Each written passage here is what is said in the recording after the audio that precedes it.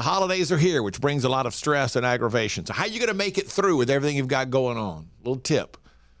You're going to treat it like I treated the last Kiss show. It'll make sense. Plus, Charity Case, the documentary concert was the other night. And I'm going to ask you a simple question because I'm not sure I know the answer. Was my daughter in attendance? Some have already told me yes. I'll let you figure it out for yourself. Let's start the meeting. Whatever you're going through, you will get through it because you're here. And that means you are not alone. This is the Meaningful Meeting. Now your host, Ace Cannon. The last meaningful meeting for the year. We've got big plans coming up in 2024 for the Meaningful Meeting. I'm looking forward to getting out and meeting people and doing this podcast live in a variety of different scenarios where you can be a part of it and we can do even more to help us all join together and get through. This is the Meaningful Meeting. My name is Ace Cannon. And we're going to cover some interesting ground today. So I mentioned this a second ago, but coming up, something happened Saturday night at my band Charity Case at our documentary concert. And I'll fill you in on all the details coming up. But several people have told me that was Peyton. That was your daughter. So I'm going to tell you here in a few minutes what happened and see how you feel about it. And I look for your feedback to let me know your thoughts because I'm very cautious about reading too much into these types of situations. But we come to the Meaningful Meeting every week just to try to figure out a way to get through. We're all going through something, whatever that something might be. This all spawned, if you don't know, if this is your first time here, from the death of my daughter 3.5 years ago. She was 3 weeks into her 21st year of life, and she died at a car crash. And thanks to the incredible outpouring of love from friends and family and members of the Ace and TJ radio family around the world, felt the need to want to do something to help others who may not feel that support or feel that they have that support. And this is a place you can come and get some support every week. And so I look forward to talking more about stuff that you're interested in the year that is 2024 coming up ahead. But the holidays are here, and I'm guilty, for one, of being really stressed out throughout the holidays, especially when my kids were younger and my ex-wife and I would go back to Louisiana. It just was very stressful because we had my mom's family, we had my ex-wife's family, we had my dad's family. They were all great. We all wanted to spend time with everybody, and we ended up just feeling as if we were running constantly. The pressure, the stress, the money, all these different things. And I let that temper the joy that went along with it. But I discovered something the other night. I realized something. This is how you handle the holidays. It may be how you handle most things, but you can get through the holidays with a much better mindset and a much better disposition and make your life a lot easier, I think, one man's opinion, if you treat it like I treated the final Kiss show. So let me give you some background information. So when I was 10 years old, the first time I ever bought albums, my own albums, 1978, I was with my mom. We went to Ben Franklin, which was a store that did a multitude of things, but they had a small little music section. And there at Ben Franklin, I bought 2 things with my own money that I'd earned from mowing yards and various things. I bought Kiss Alive 2. And Elvis Presley's Greatest Hits that had an interview package that went with it. It had a separate album that you could play to listen to this interview with Elvis. And my world changed that day. Kiss Alive 2 became a hallmark of my life. Kiss became my favorite band. I went back and bought the first album, the second album, the third album, the fourth album, the fifth album, the sixth album, and bought them all, every single one. I have owned, at one point, a record company when I was a program director. They knew my love of Kiss so much, a record company sent me the entire Kiss catalog on CD. One of the most spectacular gifts I've ever been given. I have seen them numerous times. Yes, I saw the farewell tour. My daughter and I in 2019 flew to New Orleans so that my best friend from college, Bird, it's like a brother, my kids call him Uncle Bird, so that we could attend with he and his son. His son actually is named after me, David. And me and Peyton and Bird and David went to see Kiss on the farewell tour. And then, of course, when they came to the mothership market of Charlotte, Bird flew over here, and we all went again to see Kiss. We took Amanda to her first Kiss concert. I've seen them, I don't know how many times, 10, 12, something like that. Their first farewell tour in 2000, I saw that one twice as well. And 4 or 5 times in between, I don't know. But with the advent of the internet, so many things are out there. So a couple of weeks ago, December 2nd or 3rd, I believe it was a Saturday night, I think it was the 2nd, Kiss was playing their final show ever, the end of the road, they called it, in Madison Square Garden. And in going back and watching the show, the highlights, it was on pay-per-view, but I didn't buy it. I was busy that night. We had some Christmas stuff going on, but I went back and watched it later on YouTube. There are plenty of clips up. The full pay-per-view, I think, is actually up by now. And I noticed something. I knew everything that was going to happen because, in my opinion, as much as I love them, they'd fallen into a rut. I'll give you an example. There's a portion of the show. Paul Stanley, the lead singer, comes and stands on the edge of the stage and says, "It's great up here tonight. We're excited to be up here, but, I want to come out there with you." Well, out in the crowd, there's a little stage. He's been doing this little thing for 20 some odd years. And he's going to go, "If you want to hear me say my name," and people go, "Paul." And he goes, "You need to be a little bit louder if I'm coming out there." People go, "Paul.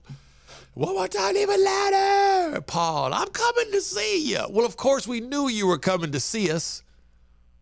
The stage is already set up.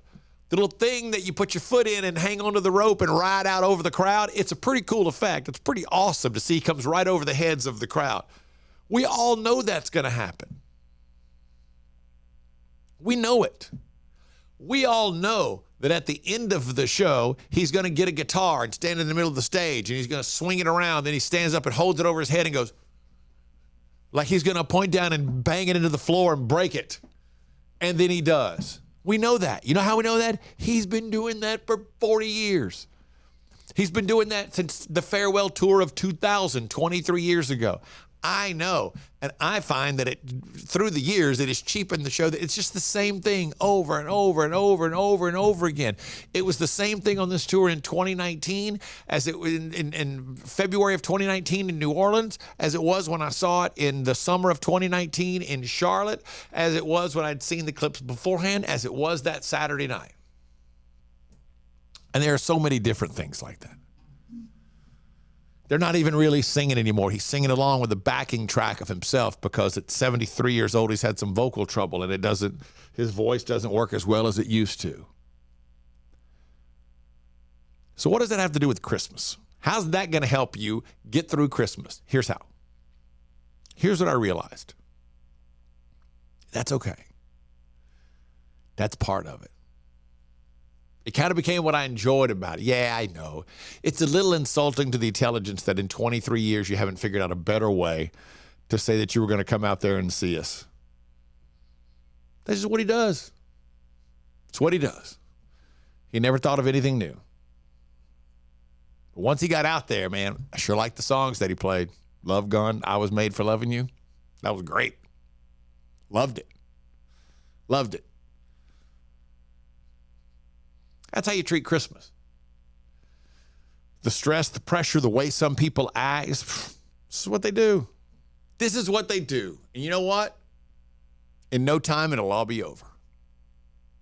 Just enjoy it. Go with the flow. Smile about it. Just maybe even share it with your significant other. Like, that's what they do. It's,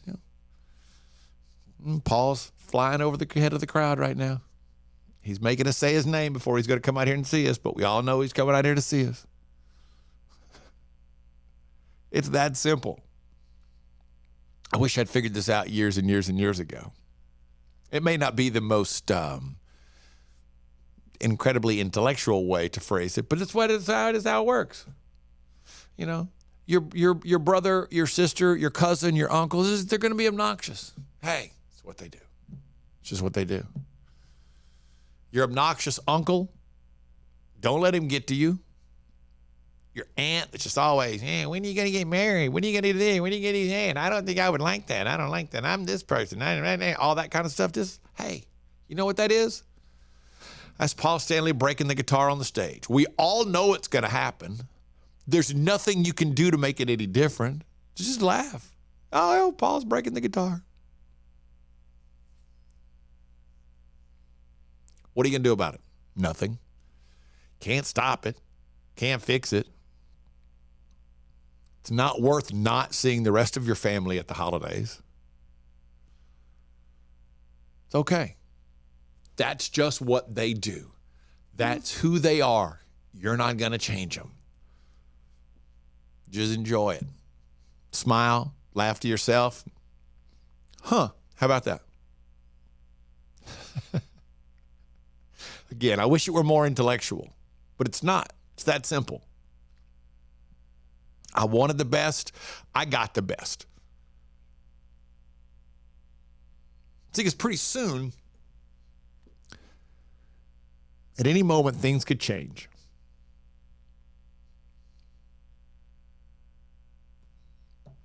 Trust me on that one. Because when that happens, it's going to be very different. So there's no reason to get upset or aggravated at things you can't control with the way other people act around the holidays. That's okay. That's just Paul begging us to say his name. We all know he's coming out here anyway. That's just Paul waiting to break the guitar. We all know he's going to do it anyway. It's just Tommy Thayer, who now plays the role of Ace Frehley, the spaceman. We all know when the guitar solo happens, hey, when he leans back, he's going to shoot a rocket into the sky and it's going to cause an explosion. That is still awesome. But we all know it's going to happen. If you don't like it, nothing you can do about it. It's going to happen. So just accept it, smile, and wait for it. It's all going to be fine. Nobody gets hurt. Maybe that'll make it a little easier. It's a very rock and roll edition of the Meaningful Meeting today because last Saturday night, I had something really special happen. So background, 30 seconds of background information. 20 some odd years ago, 22 years ago now on the radio, I did a little radio bit. And we created a band called Charity Case. Idea originally was to play one time, just to see if I could put a band together on the radio like they were doing with the TV show Making the Band. One time became 2, became 3, became 10. It's now become, I don't know how many shows we've done, but we've raised over $1.4 million for Ace and TJ's Grin Kids charity. And Charity Case had not played a show since pre-COVID, the summer of 2019. We played 2 shows that summer. One was Speed Street, NASCAR Speed Street at Romare Bearden Park as one of the opening acts for Styx, I believe, was a headliner that night. And the other was a festival in South Carolina. And I kind of thought we were done. That along came this opportunity for Charity Case to make a documentary. The documentarian said, look, at the end of this, there's got to be a show at the end. We've got to have footage of a show. So we put this concert together. Now, let me take you back. My daughter died in the summer of 2020, middle of COVID. She was involved in a car crash. And she turned 21 3 weeks before that. And that summer, we had a conversation about different things. And she said, do you think you'll ever do another Charity Case show? And I said, I don't know, man. I really don't know. I don't know what the future holds for that, because at that point, we've been doing it right at 20 years. And she said, you got to do at least one more. I've never been to one as an adult. And what I didn't even realize that she knew was that there's a moment right before every Charity Case show starts. Our stage manager's name is Jason, one of the finest people I've ever been around in my life. And the rest of the band goes up on the stage and the intro is playing. And typically there's a curtain that drops so people can't see them up there on the stage.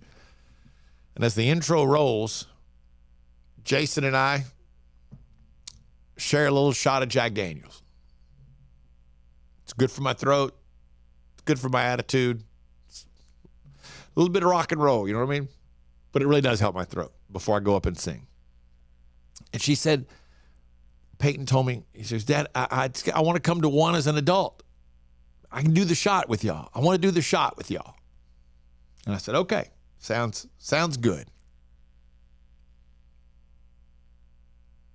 And then she died 3 weeks after her 21st birthday. And then there were no charity case shows. None.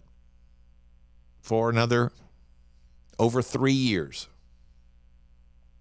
And we get to this show the other night, and in doing the documentary, I had never told that to Jason. I'd seen him hundreds of times. We'd have lunch, a bunch of us get together for dinner, we text all together constantly. I'd never told him that story. So I told him the story as we were starting to do the interviews for the documentary. And he said, absolutely, we have to do that. So my son, Cade, turned 21 in September. And he was working on the crew the other night. And before the show, he said, I want to do the shot with y'all. And I said, okay, that's, sounds good. He said, I'm old enough now and I want to do it for Peyton.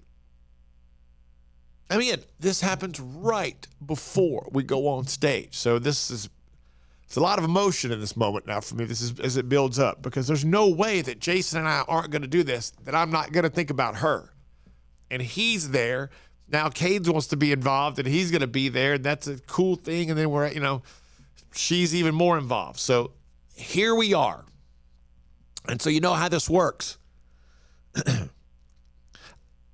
We were playing songs. We had the Bluetooth connected to the sound system, playing songs before we go on stage. We know how many songs. It's 4 songs. The final song that plays before the show starts is always Girls, Girls, Girls. It goes right into the intro of the opening song, Thunderstruck. It's a whole thing. We've been doing it the same way for 15 years.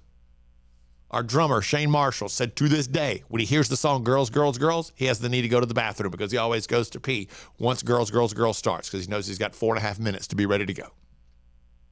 It's just how it works. So I'm holding my phone in my hand. 3 solo cups, me, Jason, Cade. We do the shot, little, tip of the cup to the sky. Take the shot. Jason turns to me and goes, hey. And he pulls out another cup and he says,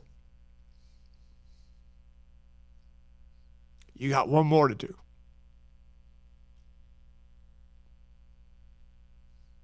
This is hers.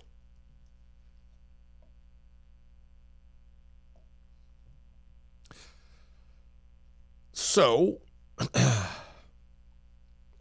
I did, just fighting back tears.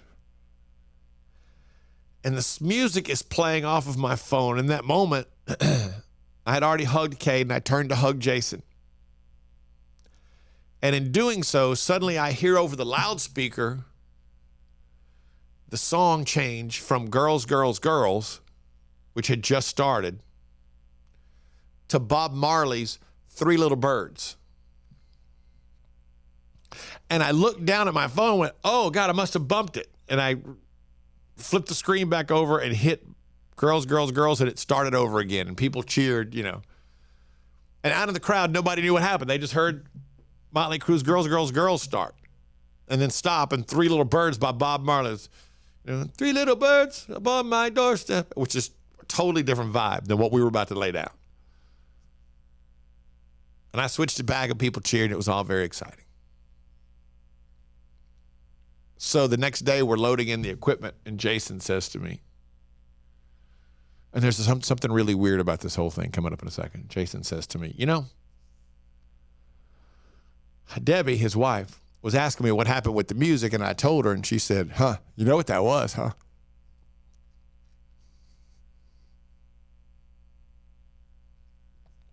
And he said, no. She said, that was Peyton.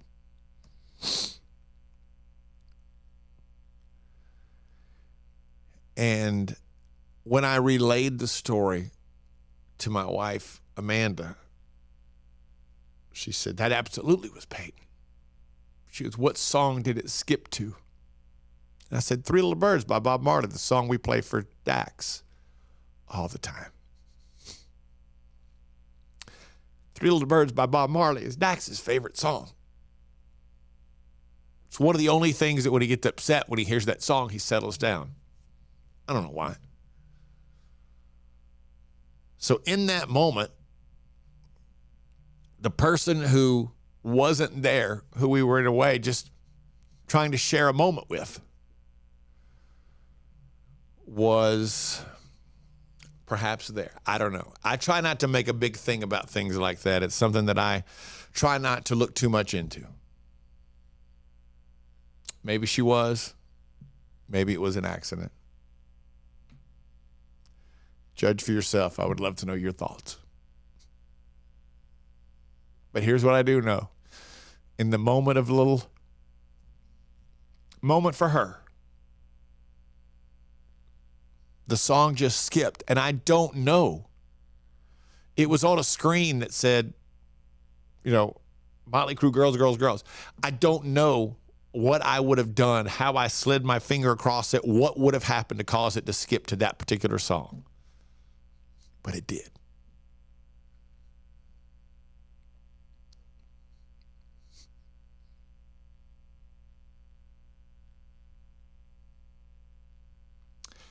Maybe it was a sign from her.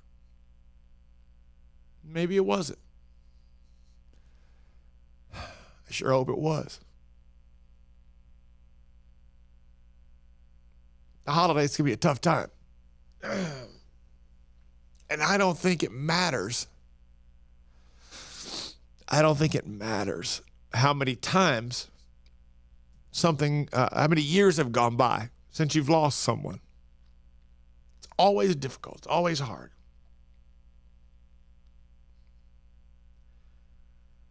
But I hope for you this year, if you're in a similar situation, that you can make a concerted effort to smile. And I hope that you can find a moment where you think, just maybe,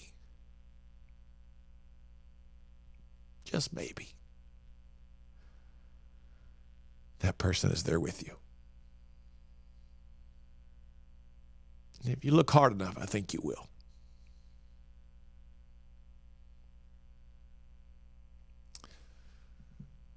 Have a happy holidays. Have a blessed Christmas. Have a wonderful and safe New Year. And thank you for sharing in this moment every week. I hope somehow, some way that it's been meaningful and becomes even more so in the year to come. Now, whatever you're going through, you're not alone. You are a part of the Meaningful Meeting, presented by the Radio Network. Copyright ATJ Inc. 2022.